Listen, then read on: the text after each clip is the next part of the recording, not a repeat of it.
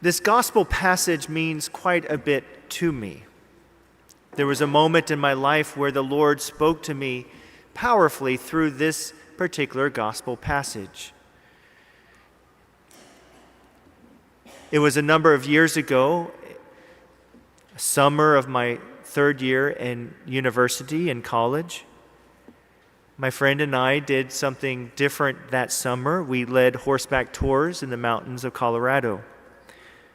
We didn't know how to ride horses, so it was quite the adventure, to say the least. I was given a place after 3 or 4 days of shuffling around, of which I could learn how to ride these horses. And after about 6 weeks of riding what's called the drag, well, it's in the very back of the ride, and you can imagine what kind of smells you get and the dust that comes up in riding drag. After about 6 weeks of riding drag, my fellow employees, my fellow co-workers began to say to me, "Jumping Juniper Jason, you're good enough to take these rides out. You should ask the boss man if you can take this ride." I was like, "No, I'm not going to do that. That's not, whenever it's time, he'll give that gift to me." But after a couple of days, it began to bother me.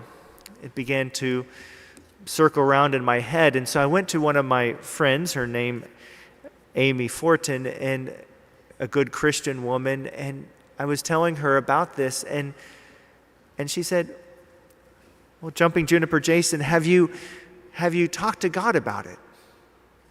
Have you asked God for this request?"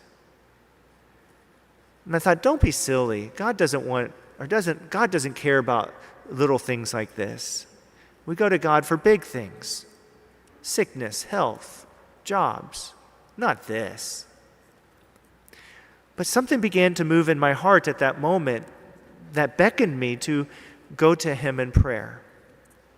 So as I made my way up to the bunkhouse, I went to my bed and I opened up my devotional, which was Oswald Chambers' Utmost for His Highest. And on that particular day, I read this verse from Matthew 7:7.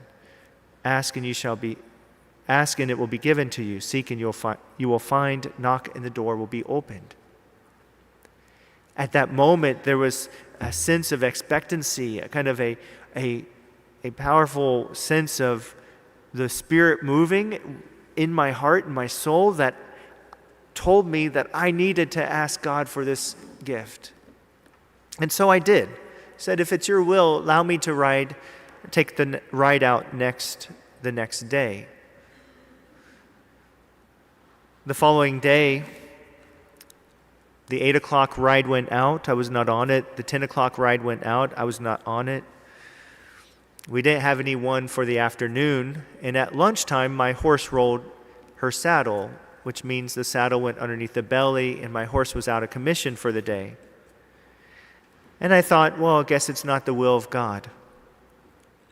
We began to put the horses away at 4 o'clock when 2 people come walking up asking for a last-minute ride. And the boss man turns to me and says, "Jumping Juniper Jason, get your saddlebags. You're taking this ride out." As I'm coming back from the ride, it was a 2-hour ride, I felt like Rudy in that football game. All my coworkers were cheering me on as we came down the trail. I had to tell the people that they were my first ride. And that evening, I began reflecting on all the different aspects of what had just happened, of how God answered this humble request. What I learned is that God doesn't care about whether it's a big thing or small thing. What he cares is that we bring things to him with expectant faith as his children. And God, if it is for our good and if it's in his will answer them. That's the message of today's gospel. as his children, go to him with everything. Ask him. He may say yes. He may say not yet. He may say there's something better for you.